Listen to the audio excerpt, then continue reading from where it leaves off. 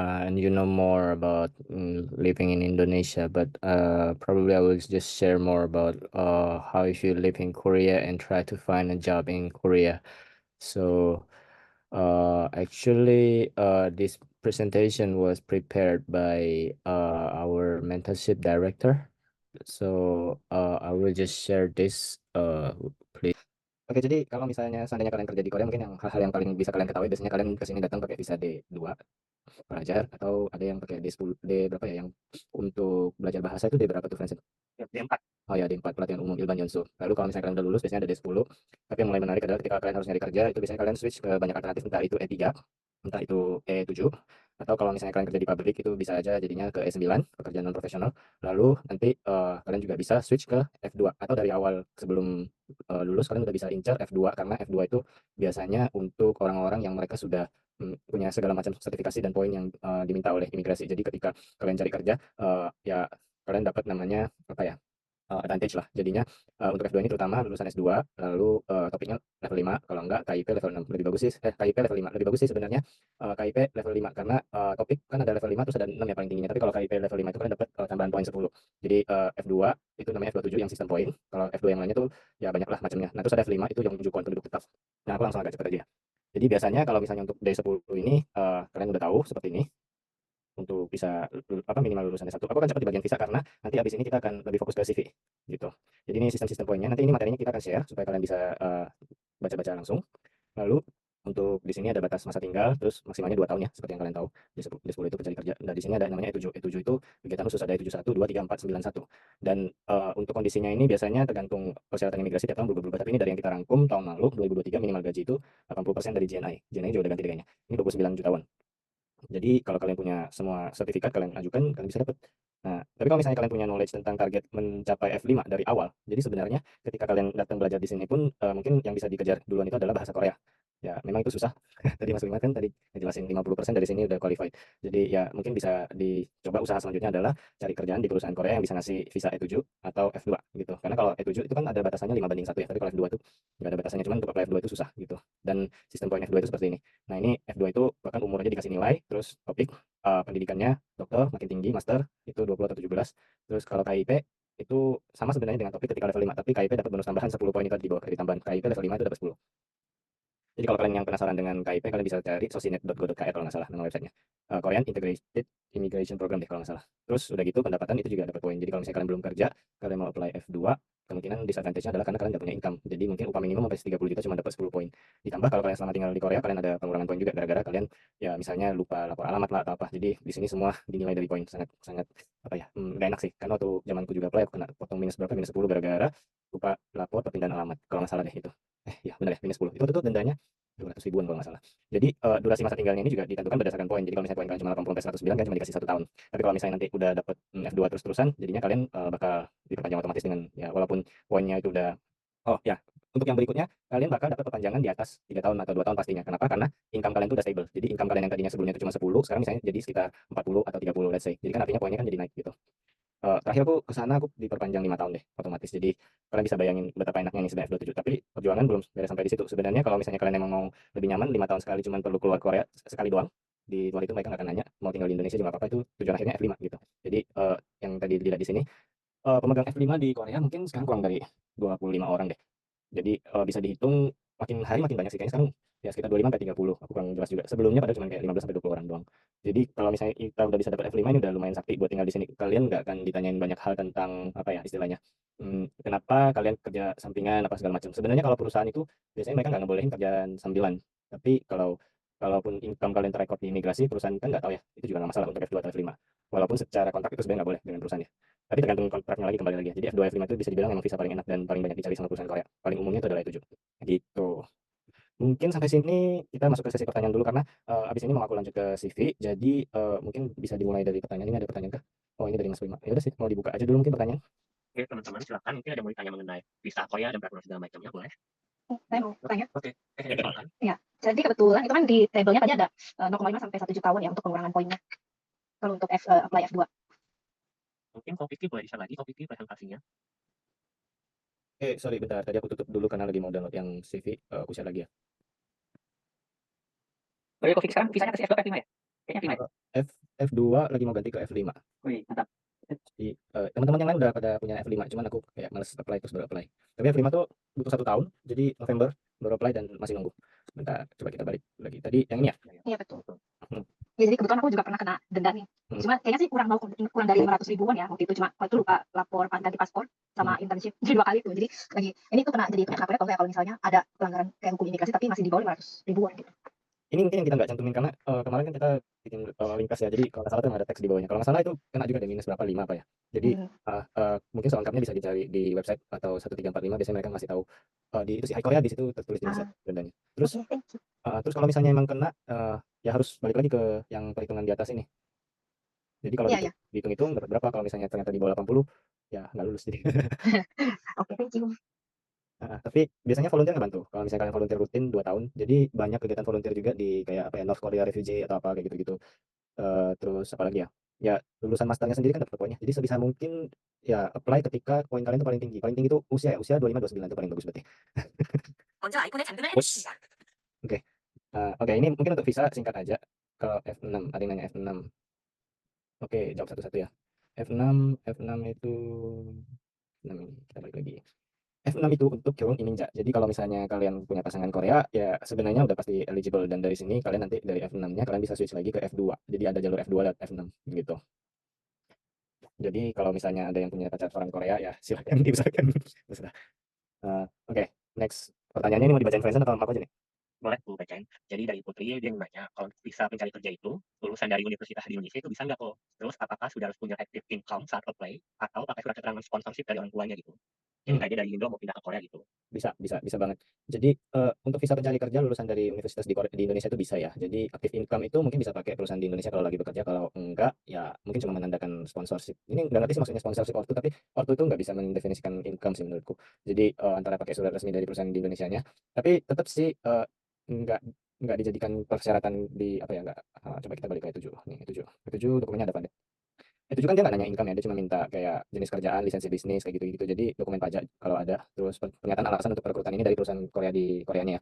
Jadi sebenarnya lebih ribet di pihak perusahaan Koreanya karena mereka harus nulisin surat sesuai form imigrasi, kenapa mereka pengen nge-hire kamu, dengan alasan apa. Kalau itu udah lolos sebenarnya sih nggak usah terlalu khawatir keterangan yang lainnya gitu. Itu kan rata-rata harusnya punya kan dokumen-dokumen kayak gitu. Lisensi bisnis dari perusahaan Koreanya itu yang harus kalian minta dari perusahaannya.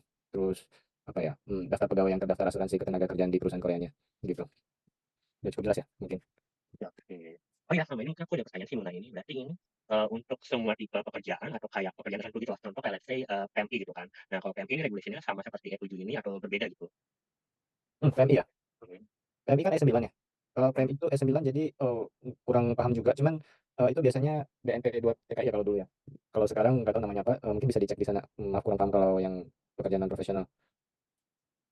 Itu ya pertanyaan Vincent ya. Ya, oke Nah, oke.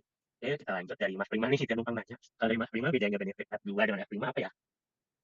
mungkin karena aku belum megang F5 jadi aku kurang paham juga untuk menjelasin ini. Tapi yang aku dengar F5 itu dia tuh nggak bisa apa ya, nggak dibatasin aturan harus kerja. Jadi ya udah dianggap penduduk tetap terserah mau punya income atau enggak ya udah. Cuman kalau F2 itu harus ada tetap syarat income gitu. Kalau misalnya gagal mempertahankan income di bawah berapa syarat itu deh yang ditetapkan sama pemerintah jadinya ya tetap aja nggak bisa survive. Jadi walaupun bisa kerja sebebas-bebasnya ya nggak kayak E7 ya. Kalau E7 kan harus terikat di satu perusahaan. Kalau F2 bisa freelance di mana-mana juga gitu. Nah, F5 itu paling sakti, pulang ke Indonesia, juga boleh pulang aja, nggak ada persyaratan harus stay di sini. Sementara F2 itu walaupun dia penduduk, tapi masa stay-nya mungkin akan dinilai, terutama ketika dia mau apply F5. Jadi untuk yang belum dapat F5 jangan pulang Indonesia untuk waktu agak lama dulu, karena nanti itu dilihat. Terus pas lagi apply F5 juga minimal udah stay 3 tahun apa ya kalau nggak salah ya, dan udah kerja 1 tahun. Perusahaannya ada yang bilang harus sama, ada yang bilang nggak harus sama. Jadi sebenarnya sampai kalian bebas, belum belum bisa dibilang bebas banget gitu. Jadi sampai dapat F5 harus bertahan, mau itu susah gimana pun. Dan ya F2 itu sebenarnya memang lebih bagus dari E7 itu aja sih. Karena kalau E7 itu kan kalian cuma bisa kerja di satu perusahaan. Terus gini, tapi ada bad news-nya untuk F2 dan F5. Ketika kita megang F2 dan F5 itu kita nggak bisa nikmatin kalau misalnya Daejeon mereka bisa suka ada yang ngasih rumah. Nah, cuma E7 yang bisa dapat rumah, fasilitas housing. F2, F5 itu nggak termasuk gitu. Jadi fasilitas housing itu cuma bisa diterima sama E7. Itu yang aku tahu ya. Jadi banyak pro dan kontranya sih masing-masing visa. Cuman ya apalah arti rumah kalau misalnya nanti kerjanya dibatasin kalau misalnya resign terus harus pulang gitu kan. Betul betul. Oke, the next question dari Noval. Noval nanya kalau misalnya dari D2 nih, visa pelajar berarti bisa langsung ke F2 nggak ya dengan sistem poin ini gitu? Walaupun poinnya cukup tapi belum dapat offer letter gitu atau poin gajinya 0 gitu. Dari D2 bisa ke F2 kalau lulusan Sains Teknologi, KAIS, Postek, apalagi tuh yang KIS. F2R ya, KAIS, Postek, KIS, TIGIS, Nah, UNIS. ya, itu bisa atau bisa aja asalkan udah tinggal minimal 3 tahun deh kalau nggak salah. Coba ya kita lihat. Mana ya? Nggak ada di sini deh. Ada di slide yang sebelumnya. Ya nih, maaf nggak ada di sini. Itu nanti aku share juga. Ada 2 materi tentang visa yang pernah kita rangkum. Jadi ada persyaratannya dan terutama itu harus S2. Kalau S1 nggak bisa. Nah, cuma S2 yang bisa. Itu yang F27 sekalipun nggak bisa. Nah, gitu. Langsung move ke CV ya. CV ini yang paling penting sebenarnya karena setelah minggu ini nanti beres dengar presentasi dari beberapa perusahaan, mungkin kalian akan ditanya beberapa pertanyaan yang berkaitan dengan CV yang kalian submit. Sementara kalian belum terbiasa membuat Korean CV. Jadi ini dibuat sama media design director Yosima. Jadi waktu itu memang kita ada career coaching di KBRI Seoul dan ini materinya cukup padat, lengkap dan jelas. Jadi sebenarnya kalau misalnya kalian bisa submit CV ke perusahaan itu pada dasarnya ada 2 komponen utama, Idokso sama Jagi Sugeso. Tapi kalau misalnya mau ditambahin lagi, kalian bisa tambahin working history kalian atau portofolio mungkin kalau di bidang yang perlu tunjukin portofolio gitu. Nah, ini formatnya templated banget, nggak bisa dibilang sekarang orang-orang pada pakai ini semua. Di perusahaan juga ada yang udah bisa nerima yang format modernnya. Cuman ya as you know, still many traditional Korean company, jadi mungkin 60% lah Korean company masih melihat patokan ke sini. Jadi kalau misalnya Idokso ini biasanya kalian harus ngisi sesuai dengan apa yang mereka pengen tahu. Tapi kalian jangan nge-translate doang dari Indonesian jadi Korean terus kayak berharap mereka ngerti SD, SMP, SMA gitu misalnya. Jadi semua sistem yang ada di sini itu adalah seolah-olah kalian lagi ada di Korea dan kalian harus berusaha nyari tahu SD itu apa sih istilahnya di Korea, SMP itu apa sih, SMA itu apa sih, dan kalau punya pengalaman kalian itu jenisnya kayak gimana, alasan kalian resign itu kayak gimana.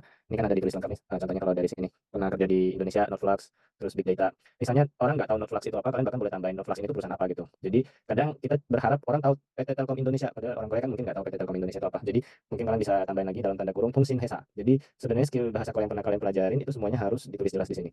Gitu. Terus kalau bisa kalian lihat orang Korea itu sangat mementingkan sertifikasi, jadi TOEIC, terus pernah ikut kompetisi di mana itu ditulis aja. Ini cerita dari si Yosima yang buat materi ini dan dia coba ganti CV dia yang sebelumnya pakai English dan dia convert ke Korean.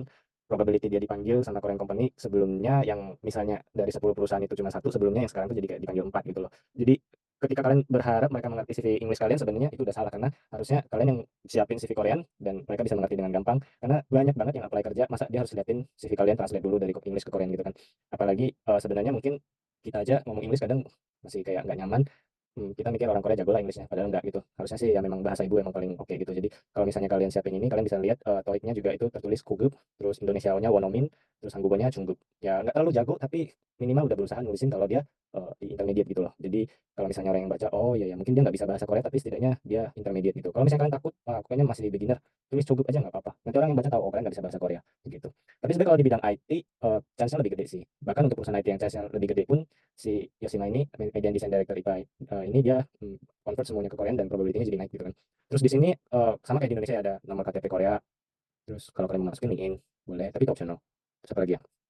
IPK-nya dimasukin, terus S1 berapa, S2 berapa.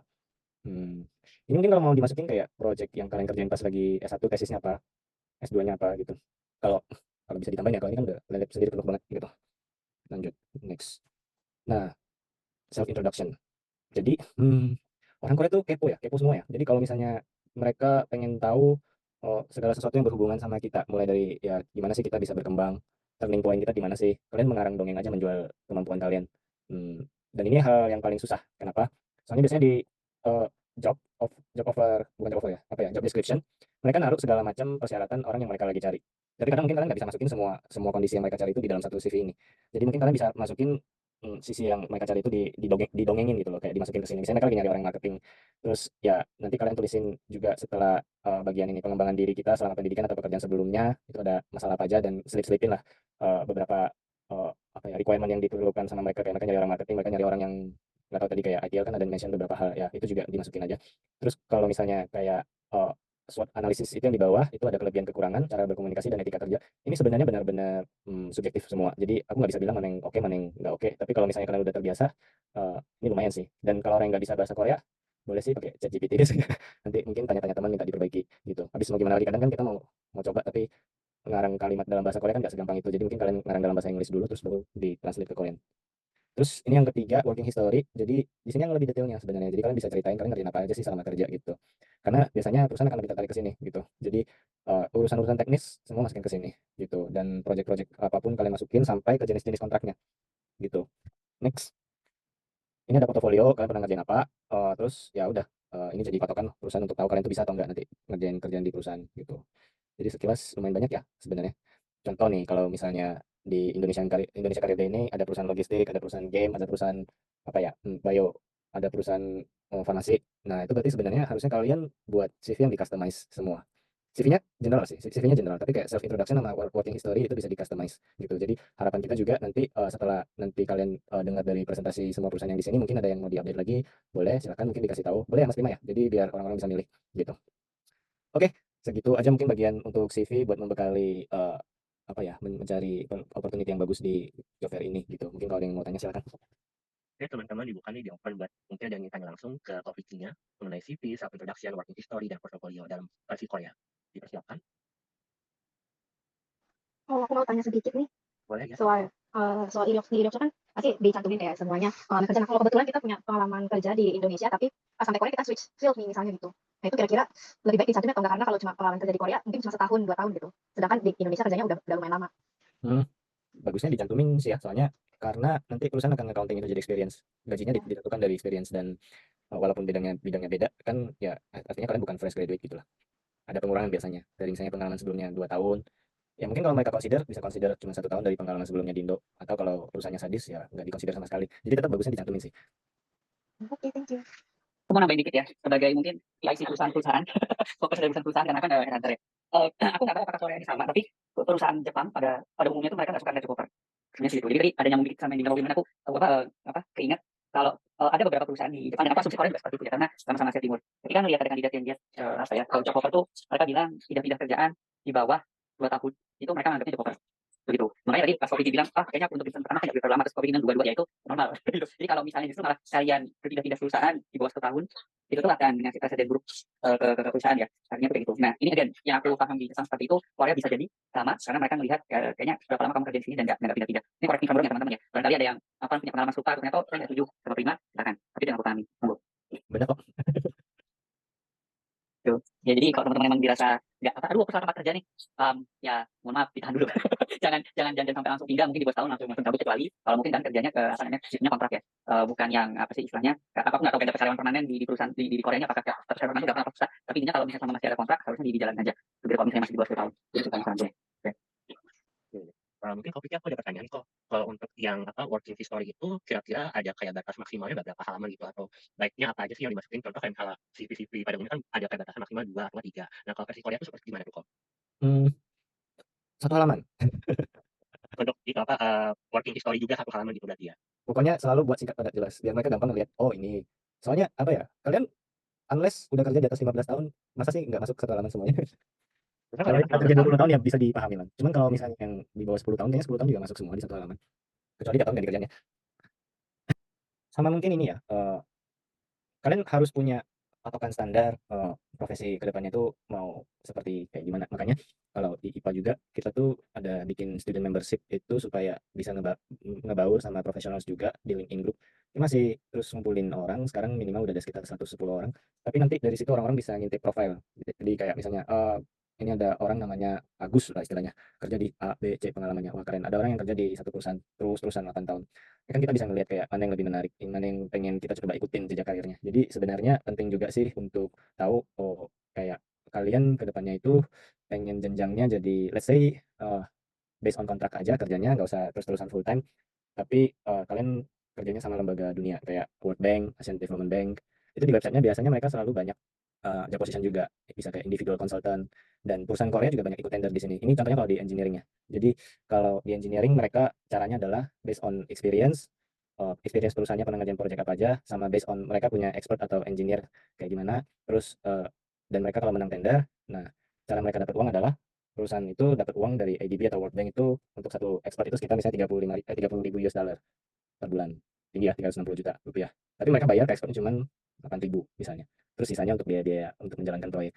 Jadi sebenarnya ekspektasi kalian kalau misalnya kalian kerja di perusahaan tapi kalian bisa melihat jenjang karirnya, oh kalau gue udah punya pengalaman portofolio ini yang nilainya jadi semakin mahal, nanti gue bisa jadi individual consultant juga, udah nggak usah terikat sama perusahaan, karena yang mahal itu sebenarnya portofolio gitu, dan perusahaan juga biasanya selalu mencari expert atau engineer yang punya jam terbang tinggi, experience-nya banyak, karena itu yang jadi nilai plus mereka ketika ikut tender juga gitu. Jadi kalau untuk yang di bidang engineer ya terutama kayak gitu, tambahan aja. Nah ini sekarang aku mau nanya kok, kan kalau di Jepang tuh juga kepisah gini ya.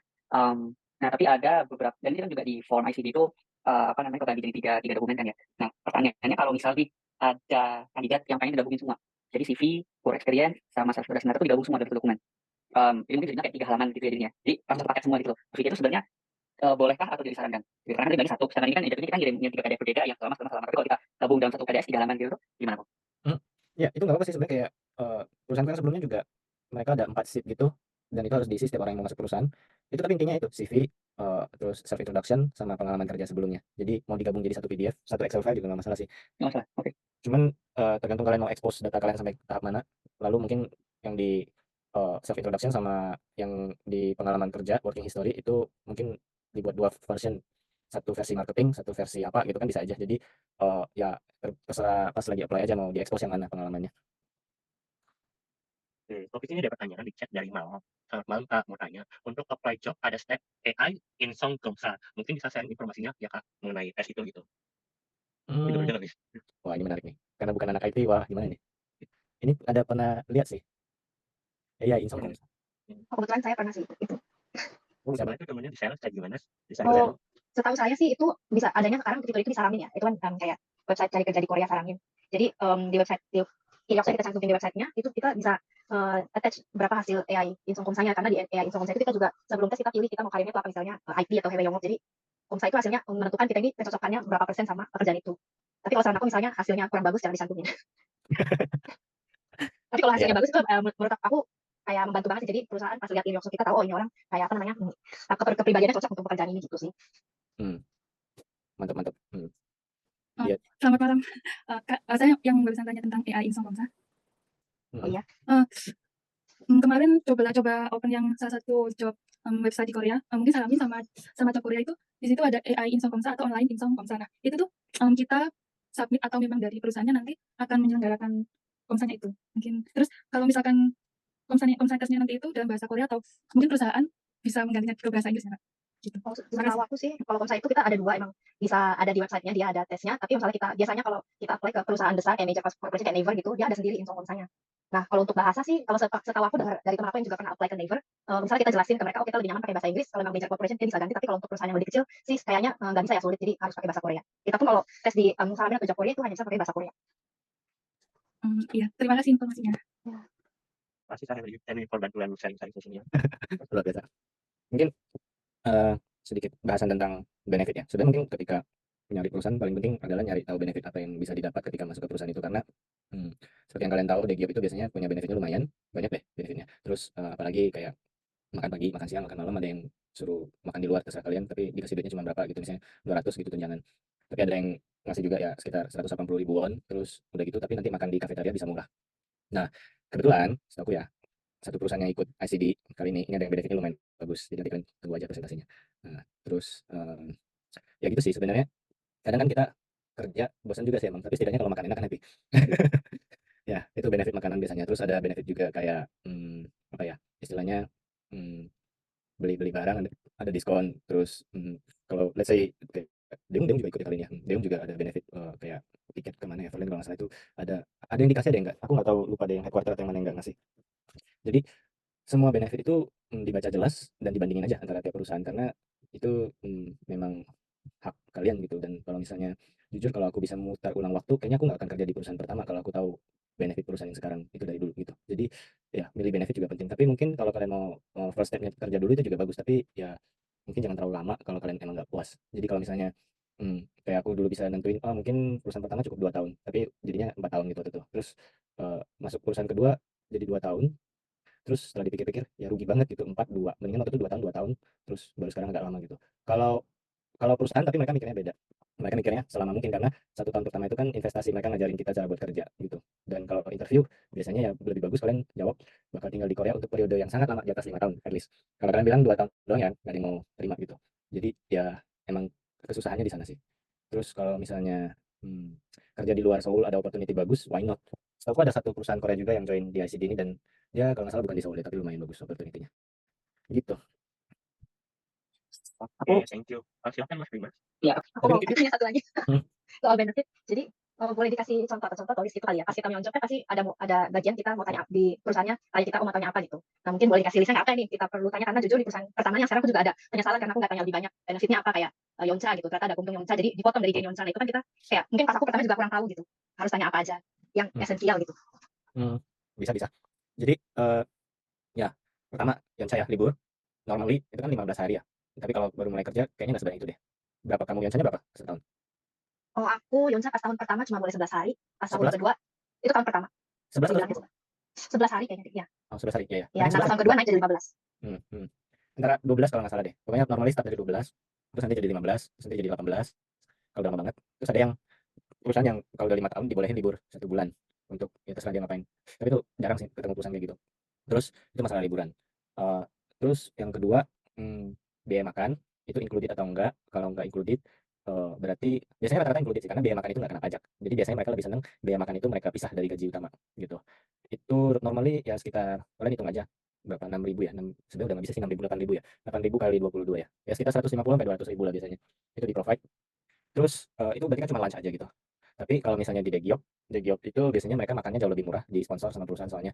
Jadi kalian satu porsi makan itu bisa cuma 3.000 sampai 5.000. Di perusahaan-perusahaan game juga rata-rata kayak gitu. Terus menunya variasi, bisa milih lagi. Bisa western, bisa eastern. Ya apa ya, ASEAN lah, ASEAN atau western. Jadi dan biasanya makanan itu jadi penyemangat di jam makan siang. Terus udah gitu tentang makanan udah. Terus biasanya apa lagi ya? Kalau Daegeop itu ada namanya klinik. Jadi kayak di dalam gedung itu ada klinik, jadi kalian bisa berobat juga di dalam. Terus kalau misalnya dia bukan Daegeop tapi lumayan, biasanya dia bisa ngasih penawaran rumah. Itu untuk experience profesional ya. Jadi kalau yang baru-baru sih enggak sih. Eee, Terus temanku pernah kasusnya kayak gini, dia dapat rumah di perusahaan yang sebelumnya, tapi pas lagi ditawarin di-scout ke perusahaan lain, nah kondisinya semua udah oke, gaji naik, tapi di situ nggak dapat rumah. Tapi kan kondisi di perusahaan sebelumnya dapat, jadi akhirnya dapat rumah karena kondisi perusahaan sebelumnya itu ada gitu. Jadi banyak hal yang ketika kalian pindah, sebenarnya ketika kalian dapat offer dan offer itu menurut kalian harus lebih bagus, ya diperjuangkan aja gitu. Terus apalagi ya? Kalau di Giop itu ada bus untuk nganterin ke perusahaan pas masuk kerja sama pulang kerja. Jadi walaupun tinggalnya jauh nggak masalah, itu ada busnya soalnya. Tapi rata-rata medium Chungso Giop kayak gitu sih jarang sih sampai kayak gitu. Terus fleksibilitas kerja juga ya, mungkin ada yang fleksibel banget, masuk terserah antara jam 9 sampai jam 10, pulangnya juga terserah yang penting 8 jam. Ada yang pokoknya 8.30, ya udah 8.30. Tapi satu tim kayak gitu, terus tim lainnya yang jam 9 ada juga. Kalau misalnya fleksibilitas kerja itu juga itu yang paling penting sih soalnya ada perusahaan yang malah benar-benar fleksibel mau masuk jam 11 juga nggak apa-apa pulangnya juga ya udah berarti hitung 8 jam dari situ 11 sampai berapa tuh 8 ya include makan siang soalnya kan iya jadi faktor kenyamanan kerja itu tergantung dari penilaian terus sama sebenarnya daripada itu yang paling penting sih ketika kalian dapat offer bersamaan 2 atau 3 perusahaan mungkin kalian bisa cek dulu dari ini sih bentar ya coba aku typing ini kalau dicari di Google itu nanti muncul itu dulunya Credit Job kalau nggak salah namanya Credit Job ya aku lupa pokoknya ini udah Apa diakuisisi planet ya? bukan Credit. Credit Job dulunya kalau nggak salah namanya jadi dia udah diakuisisi sama Wontik dan di sini kalian bisa cek gaji-gaji itu sama kondisi perusahaan itu ada berapa karyawan terus reputasinya juga bisa dilihat sekilas dan kalau kalian lihat perusahaannya itu muncul 5% artinya cuma 5% orang Korea punya gaji segitu jadi kalau kalian lihat ada yang munculnya di situ 10%. Oh, berarti asumsi, oh 10% orang Korea punya gaji segini. Itu nanti dia muncul tuh gaji standar di situ berapa. Gaji kayak baru pertama masuk berapa, gaji dari berapa, gojang berapa, cajang berapa kayak gitu. Jadi per pangkat dia kasih lihat gajinya standarnya berapa. Jadi kalau misalnya kalian mau ngincer, pasti ngincernya yang 1 sampai 5%, di mana berarti cuma ada 5% orang di Korea yang bisa dapat kondisi kerja kayak gitu. Gitu. Dan ya semakin kecil angka persentase itu semakin menunjukkan prestis perusahaan itu. LG, Samsung dan MD ya itu masuk ke 1 sampai 2% bahkan kalau nggak salah. Kupang juga mungkin termasuk ke situ udah. Terus di situ kalian bisa lihat historinya udah berapa tahun. Eh, Pokoknya dulu waktu aku pertama kali apply kerja, aku disaranin sama roommateku kan dulu orang Korea, jadi suruh lihat di situ. Ya udah di situ muncul angka gaji. Jadi pas lagi interview, aku ditanya gaji, aku sebutin aja sesuai yang ada di sana gitu. Padahal sebenarnya cuma mereka nanya gaji, toh mereka bakal ngasih gaji sesuai dengan regulasi perusahaan. Tapi ya setidaknya menunjukkan ternyata kita tahu range gaji di sana gitu. Dan kalau misalkan kalian nggak tahu apa-apa tentang perusahaan itu dan mau tahu range gajinya kan bisa cek di sana juga gitu. Sebenarnya banyak sih faktornya, entah itu liburan atau gaji, mana yang lebih penting prioritasnya. Tetap gaji kali ya. Gaji tinggi nggak ada liburan. Karena ya yang tadi dibilang Yoncha-nya kan 12 hari, tapi nanti ada liburan kantor dipotong dari sana. Itu benar-benar normal. Rata-rata perusahaan Korea itu kayak gitu. Jadi ya kayak gitu. Mereka netapin hari libur tapi potong dari yang jatah personal. Tapi kalau kayak Daegiop, mereka nggak ada netapin hari libur bersama, tapi liburannya juga cuma sesuai dengan yang ada di kalender nasional gitu. Sama ini bonus nggak ada. Jadi gaji tinggi nggak ada bonus cusok solar kayak gitu nggak ada. Daegiop itu mereka pentingin digaji, jadi nggak ada bonus cusok, nggak ada bonus solar. Tapi berita bagusnya Daegiop itu ada namanya Sangyogum. Jadi mereka kasih bonus berdasarkan performance tim. Makin makin prestis, makin Daegiop itu bonusnya lumayan, bisa 30% dari gaji, ada yang 50% apa ya? Lupa deh, berapa 40 ya kalau nggak salah ya. Jadi tiba-tiba dapat kejutan akhir tahun. Gitu. Intinya adalah sebenarnya informasi dan network. Kalau kalian ada teman-teman sekitar yang kerja di sana, jadi kalian lebih punya banyak kuping. Thank you. Oke, thank you Kak Vicky. Mungkin teman-teman ada lagi yang mau bertanya, silakan. Masih ada sih waktunya. Maafnya aku banyak nanya ada lagi. Boleh, ini silakan. Boleh di-share nggak kayak red flag kalau kita lihat perusahaan job posting, karena aku lihat dari teman-teman aku, karena mungkin mungkin ya jadi agak desperate cari kerja, jadi banyak yang terjebak di perusahaan-perusahaan yang ya kurang gitu lah ya, yang agak eksploitasi. Jadi boleh nggak tuh di-share, jadi kita pas cari kerja bisa nih tahu oh ini perusahaan bagus atau enggak gitu. Boleh. Dari kayak gimana nih kategori nggak bagusnya? Contohnya tadi kamu mention ada perusahaan yang nggak bagus, berarti dari nama. Misalnya Banyak contoh kategori. enggak sih, lebih contoh kayak ini agak ilegal ya, mungkin contoh paling simpelnya untuk sponsor E7 kan ada standar gaji tertentu ya untuk bisa sponsor itu pekerja. Nah, aku dengar banyak nih perusahaan yang dia bikin kontrak palsu untuk imigrasi gitu misalnya. Jadi sebenarnya dia bayar kita pekerja WG-nya tuh di bawah standar, jadi kita harus payback gitu ke mereka. Nah, kayak gitu-gitu sih. Ya contohnya ya, tapi aku kurang tahu juga sih, mungkin ada lagi kan gitu. Ya, paham.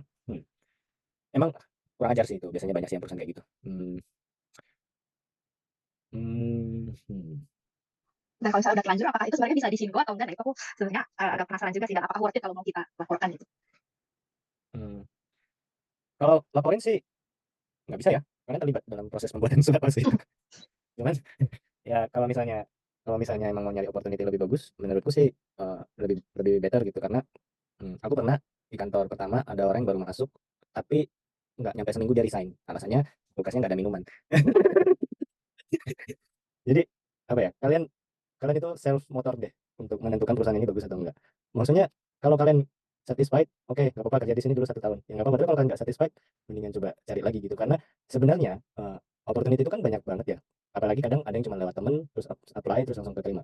Dan nggak mesti apa ya, nggak mesti sesuai bidang juga, mungkin bisa kalian bisa coba apply juga. Kayak kita kan di website IPA, kita emang sengaja sekarang kita coba scraping dari beberapa sumber, kita masukin loker yang untuk foreigner aja. Jadi kalau kalian bosan-bosan, coba submit aja ke perusahaan-perusahaan lain. Karena nggak tahu ya, menurutku mungkin kasusnya aku karena termasuk hoki dikenalin sama profesor, tapi aku dengar sih emang banyak ya yang kondisi kayak gitu. Selama dia masih bayar gajinya nggak nunggak sih nggak apa-apa sih. Cuman ya kalian sendiri tahu itu nggak nggak ideal buat kalian. Jadi ya terus berusaha cari sampai kalian ketemu, baru kalian resign mungkin. Dan ini ada satu hal yang penting, mungkin kalau buat orang Korea terserah ya, mereka mau berhenti ya, toh mereka nggak tergantung sama visa. Tapi kalau buat foreigner kan kita tergantung sama visa. Jadi kalau misalnya visa kita masih E7 karena perusahaan ini, berkat perusahaan ini, ya bertahan dulu sampai dapat offer yang bagus. Ketika kita udah ketemu perusahaan yang lebih bagus dan sebelum sign kontrak baru, itu kita ada di posisi atas, cup. Jadi di bahasa Korea ada yang namanya cup, itu posisi atas, itu posisi bawah. Sebelum kalian sign kontrak baru itu kalian cup, perusahaan itu. Tapi kalau misalnya kalian udah sign kontrak, kalian jadi perusahaan jadi cup. Jadi kalau misalnya ada persyaratan yang nggak cocok, kalian negokan sampai cocok. Terus udah gitu kalian pindah gitu. Dan untuk masalah yang bayar di bawah nominal, jujur ya, aku juga speechless sih, karena ada teman aku juga kayak gitu. Tapi terus dibantu sama teman lain, akhirnya masuk ke perusahaan lain, masuk ke perusahaan si teman itu. Pas nego gaji juga dibantuin gitu. Jadi ya gitulah orang-orang apa ya, perusahaan-perusahaan menengah ke bawah yang belum sanggup bayar tinggi, tapi ya kalian juga butuh kerja. Berarti kan sama-sama ada kebutuhan. Jadi sebenarnya bukan mereka yang nipu juga sih, kalian udah agree gitu kan. Jadi mendingan enggak dari awal, atau kalau mau lanjut terus sampai ketemu yang lebih bagus gitu. Dan trik dan tips untuk nyari perusahaan bagus itu terkadang nggak sesusah itu. Jadi kalau kalian ada waktu spending ngobrol main sama teman-teman yang kerja di tempat lain. Sebenarnya makanya nggak tahu sih, kalau menurut aku networking itu lebih mahal sih. Jadi Mas Bima juga pernah cerita. Jadi kayak di IPA juga kita tiap hari Sabtu biasanya kita ada main badminton bareng di Sindorin. Terus kalau yang masih student mau ikutan join aja gitu. Kayaknya itu lebih penting daripada kalian cuma kerja tapi mau pindah nggak tahu mau pindah kemana. Siapa tahu orang-orang di sekeliling kalian yang ngasih info. Oh ini ada di tempat gue nih, gue udah mau resign, lu mau nggak lanjutin? Ada loh, banyak sih kasus kayak gitu dari orang-orang. Iya, itu saya Kita ngasih. mencari. Aku mau nambahin soal berjejaring. Sorry, Kopi udah lagi. Nggak, tadi dia bilang nyari apa sih ini? Oh ya, ini maksudnya saya lagi bekerja dan ya lagi stuck juga mau cari yang lebih bagus, tapi belum ada offer gitu. Ya, ntar kalau ada kegiatan ikut aja. Terus kita juga ada rencana mau ngadain roundtable buat professionals di KBRI. Tanggalnya mungkin tanggal 22. Jadi nanti roundtable profesional sesama bidang duduk satu kursi dan satu kursi, satu meja. Terus udah gitu, ya udah ngobrol-ngobrol aja, have fun aja gitu. Boleh Mas Bimo mau tambah apa tadi? Oh ya, aku mau nambahin soal kerja jaring ini teman-teman. Emang ini ya, bisa dibilang ketika kita sudah pindah ke negeri orang, itu buat aku sebenarnya jaringan maksudnya nggak di Indonesia ya. Di Indonesia aja penting, apalagi di luar negeri, karena sebenarnya gini, ini dari sudut pandang HR atau recruiter. Biasanya perusahaan itu tuh sebelum buka loker, mereka tuh ada namanya internal hiring dulu, bukan hiring, referral hiring. Jadi mereka suka nanya kayak, lo ada teman nggak yang bisa dikenalin, itu buat di hire. Kalau misalnya ada, itu akan proses duluan. Kenapa? Referral hiring ini biasanya kemungkinan lolos itu paling gede.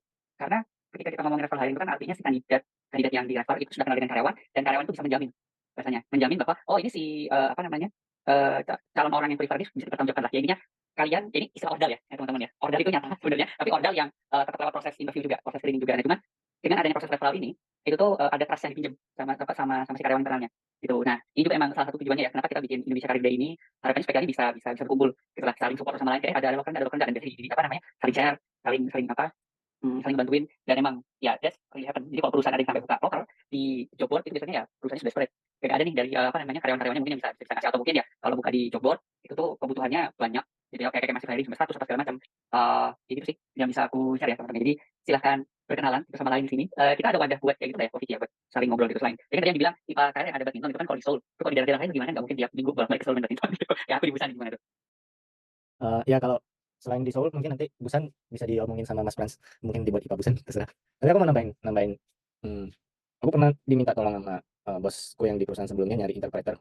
Jadi pada akhirnya aku akan nanya ke orang yang aku kenal dulu. Oh ini bahasa Koreanya kayaknya jago deh. Terus aku kontak. Ternyata waktunya nggak bisa, dan itu udah mepet banget, tinggal 3 hari.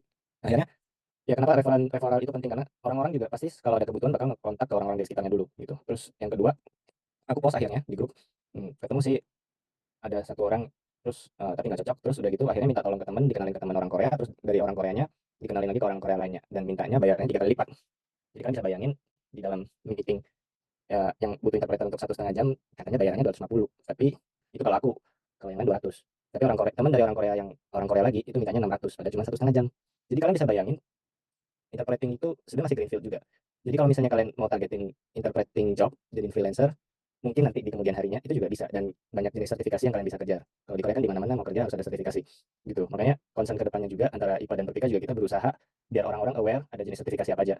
Tapi ini jalannya panjang sih, makanya kayak kita sekarang baru bagi per bidang dulu, belum ada diskusi juga di dalam masing-masing bidang.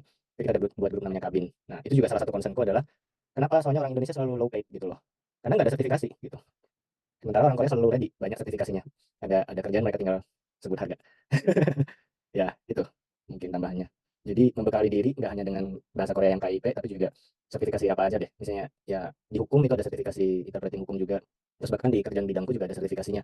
Dan yang ada sertifikasi biasanya dibayar lebih mahal. Sedikit sih ada bonus gitu.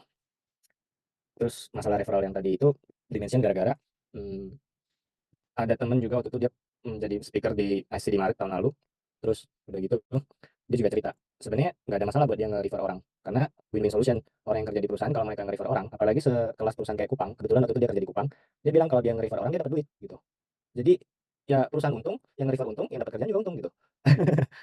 That's how it works gitu loh kalau di dunia kerja. Jadi kalau yang udah ngerti ya gimana networking ini benar-benar jalan di dunia kerja, ya sebenarnya yang harus ditekankan adalah jangan malu-malu sih. Maksudnya kalau misalnya kita mau kenalan sama siapa ya coba kenalan aja gitu. Kayak nggak tahu ya, di IPA kita pernah nampilin beberapa mentor juga, ada Adit, ada banyak mentor-mentor lain juga. Kalau kalian mau cari tahu, mau coba kenalan, ya bisa gitu, coba diam aja tanya-tanya gitu. Menurutku sih kekurangan orang Indonesia, orang Asia sih malu-malu nanya sih. Ya gitu, thank you. Ya, thank you Coffee for sharingnya. Mungkin ini pertanyaan terakhir kali ya sebelum kita tutup sesi kita. Ini ada pertanyaan dari Caroline. Ya, silakan Caroline.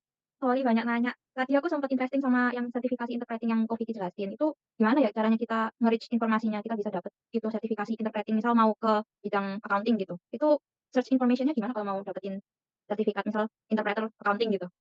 Kalau kalau kalau menurutku pertama dimulai dari kebiasaan apa ya, sosial media. Misalnya nih, aku dulu juga nggak tahu banyak hal kayak gitu, tapi semenjak 4 tahun lalu aku mulai sering-sering scrolling LinkedIn, banyak kok yang muncul kayak gitu-gitu. Jadi istilahnya otomatis kita kalau mau connect sama siapa, oh ini kelihatan menarik, connect. Nggak tahu sih diterima atau enggak, tapi kalau misalnya mereka terima kan kita bisa ngintip profilnya langsung jadi habis itu. Nah kalau di accounting itu biasanya ada kayak CFA, ada kayak CPA. Nah itu itu udah tingkat internasional banget dan itu susah untuk dapat sertifikasi kayak gitu. Bahkan katanya sistemnya tahun ini diubah jadi lebih susah. Jadi nggak setiap orang bisa dapat karena ujiannya jadi lebih susah gitu. Kenapa bisa tahu? Soalnya ada waktu itu kita lagi ada acara di Wanted Lab sama orang yang kerja di consulting apa gimana ya pokoknya. Nah, dia yang cerita sih dia mau dapetin sertifikasi itu tapi persyaratannya udah berubah gitu. Terus apalagi ya selain CPA CFA mungkin Mas Prima tahu nggak? Kalau yang sifatnya non IT aku nggak hafal sih kok.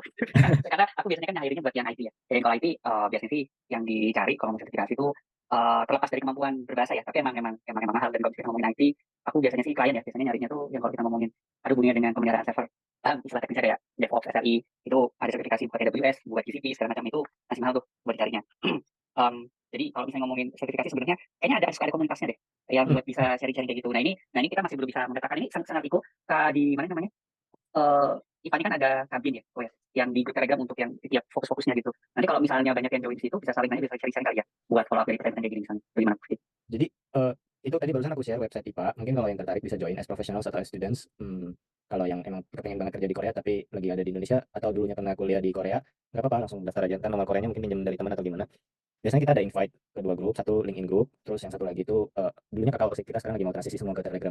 Nah, Telegram ini nanti profesional sama students mereka semua ketemu di situ saling share kerjaan, dibagi per bidang juga, nanti kita mau diskusi masing-masing sesuai minat aja gitu. Kalau yang tadi di bidang akunting, ya berarti nanti bahasnya di finance gitu. Kalau yang engineering di engineering. Terus apa ya? Di LinkedIn sebenarnya kalau kalian mau search banyak jenis grup-grup yang apa ya? Istilahnya aneh-aneh gitu deh. Oh, ternyata di LinkedIn tuh ada orang yang bikin kayak apa ya? Lulusan MIT atau lulusan Harvard. Ya, mana aja sih grup yang menarik kalian bisa coba join. Terus ada yang info tentang IT aja, ada yang grup apa ya? Jadi LinkedIn itu bisa nyari orang, bisa nyari perusahaan, bisa nyari grup, dan di grup itu kadang bahasannya tuh udah kayak yang bersifat profesional gitu semua. Tapi ya hati-hati sih banyak marketing juga sih. Yang marketing kayak gitu yang mungkin kayak scam juga itu lewatin aja. Terus kalau di IPA kita ada grupnya kan. Jadi kalau misalnya kalian mau lihat oh ini orang kerja apa, punya pengalaman kayak gimana, diintip aja atau request connect gitu. Sebenarnya pasti pada welcome aja sih, nambah teman baru, nambah koneksi gitu.